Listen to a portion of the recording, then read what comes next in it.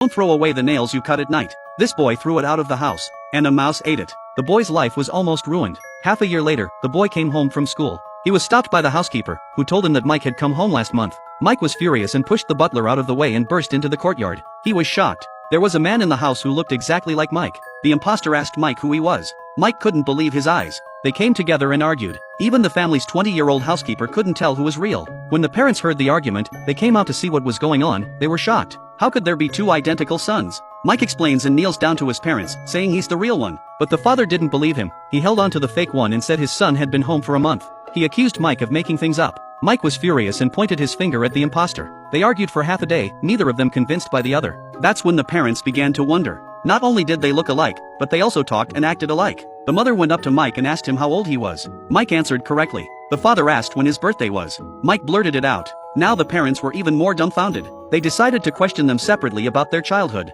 Father questioned Mike. The mother questioned the fake Mike. After a few moments, both parents said the other was right. At that moment, the mother suddenly asked what they had eaten last Saturday. Mike was dumbfounded. How could he know if he hadn't come home? Fake Mike answered correctly. Mike was disillusioned. His father called him a liar. Aggrieved, Mike tried to explain. Despite Mike's pleas, his father ordered the butler to drag him out of the house. Mike screamed, but it didn't help. The butler threw him out the door. Mike never imagined he'd return from 6 months of schooling in such a sorry state. He left with the donkey in his hand. A few moments later, Mike came to a cliff and asked the gods why they were so unfair. All he wanted to do was study hard and honor his parents. What was wrong with that? But now he couldn't go home, he couldn't call his father. Mike weeps and looks up to the sky and sighs at the injustice of his fate. He turned around to say goodbye to his beloved donkey. Then he leapt off the cliff.